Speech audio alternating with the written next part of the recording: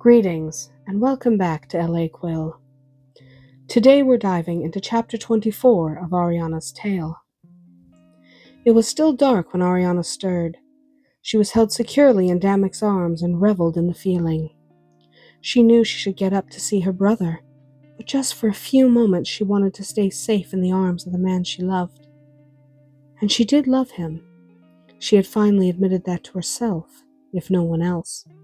She hadn't really forgiven him, but she could love him despite what he'd done. She felt more than saw him awaken beside her, and knew there was no point in pretending that she was still asleep. She sighed. "If you're going to say something, say it now. I have to go tend to my brother." She flinched as she heard the petulance in her own voice. Damuk sat up beside her. He took a breath, determined not to shout at her. First, he'd get some information.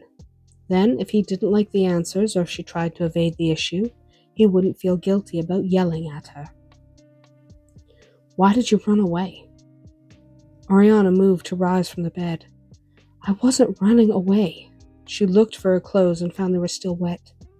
"Is there anything I can wear?" she asked. Damuk rose and pulled a gown from the saddlebags. He'd made sure to grab one of hers before he left when he realized she had taken nothing. "You were saying?" he asked as he handed her the gown. "I wasn't running away. In fact, I was counting on you to follow me." She pulled the gown on, grateful that he'd thought of her. "And the real answer to your question is a long one, and I want to make sure my brother is alive before we get into it." Reining in his temper, Damuk dressed as well and led her out to the fire. Both men were still unconscious. Arianna knelt by the nearest man, so he assumed that one to be Darian. He wondered briefly what the other man's name might be. Arianna examined the wound on her brother's head. It wasn't quite as bad as it looked, and it had been cleaned quite well. She had some herbs that would speed the healing along. "There's a small box of herbs in my saddlebag," she said over her shoulder. Damuk sent his squire to fetch the box, then moved up beside her. He shot the men gathered near the fire a look, and they quickly took themselves off. The squire returned with the herbs in short order. Damuk watched Arianna open the box and remove several herbs. After several moments, he decided to keep the conversation moving. "I think you owe me an explanation," he prompted. She smiled at him apologetically. "I'm sorry, I got distracted." She admired him for not immediately choosing to yell at her.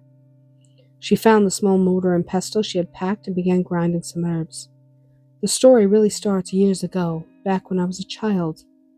You might find some of it unbelievable. Then again, you're my age, so maybe not." Arianna stopped to look around for a moment. "I need a cup and some boiling water, and some more bandages, if you have them." Damuk again sent the squire for the items she needed. Otherwise, he said nothing.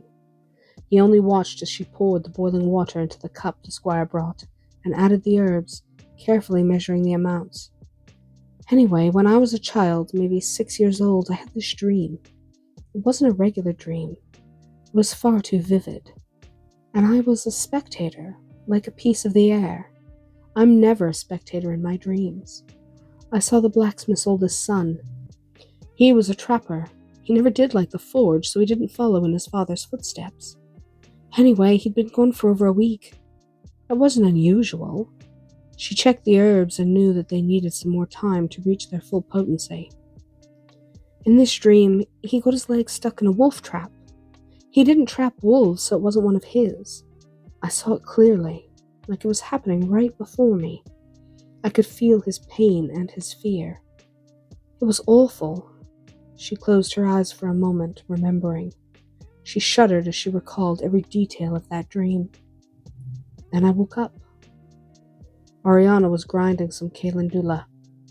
It would help to reduce the inflammation around the wounds as well as control the bleeding, which still hadn't stopped, though it was a slow trickle now. It would be easier to treat the wounds in the daylight, but she didn't have time to wait. Many men had died just because their wounds hadn't been treated soon enough. "So I had this dream, and I didn't think anything of it. It was just a dream.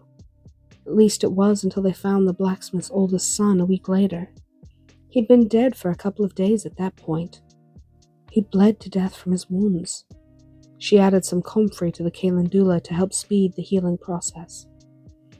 I told my mother, and she explained something. She said that Darian and I were gifted.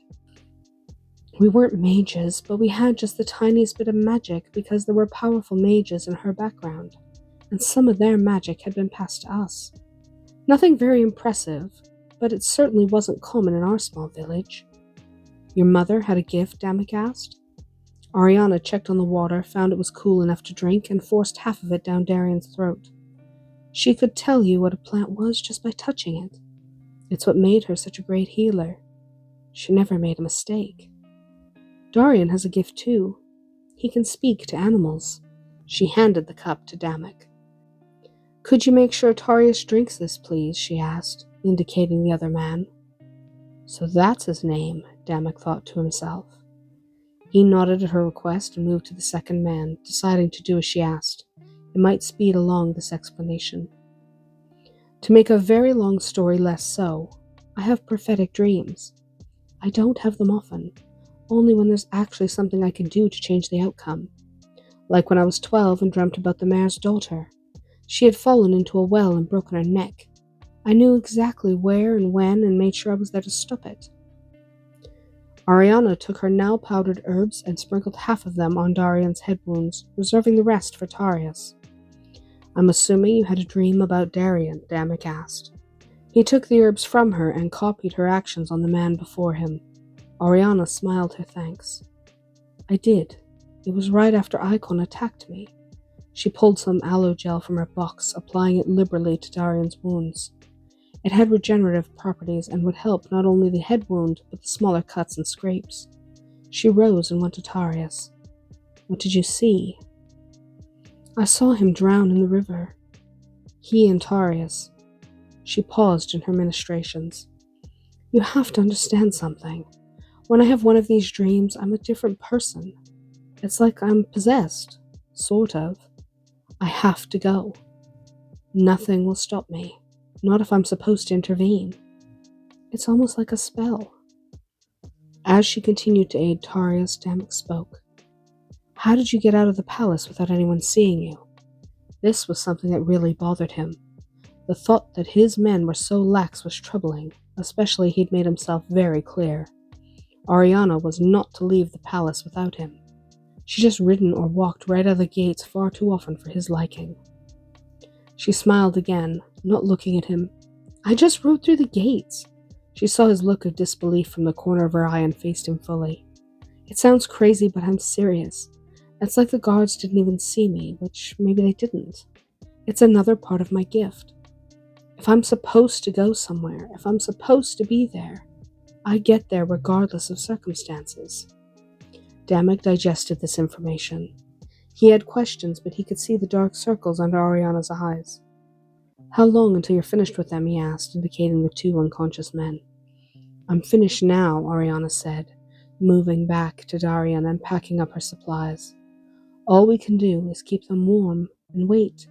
My men can do that, Damuk decided, rising and offering Arianna his hand. She took it gratefully. She didn't think it was abandoning her duties as a healer to allow someone else to clean up after her just this once. Re-entering the tent, Arianna sank into the bed. I feel like I could sleep for a week, she stated. She watched Damuk pace around the tent for a few moments. She didn't even bother to undress, just curled up on her side, eyes following his every move. Damuk stopped and watched her for a moment. She looked innocent and peaceful, lying there as she was. You said you were counting on me to follow you. Why?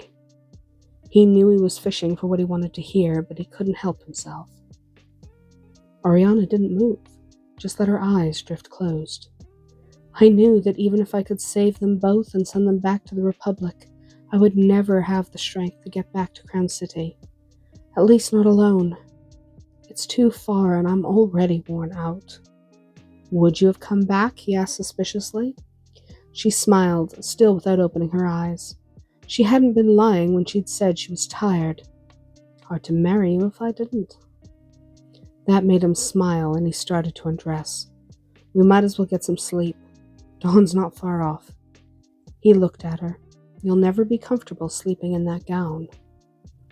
Arianna rose from the bed, allowed him to help her undress, and wrapped his robe around her. Then they climbed into bed, content to sleep until the sun lit the sky. And that's our tale from L.A. Quill today. If you enjoyed this chapter, let me know your favorite moment in the comments. Until next time, may your stories always be magical.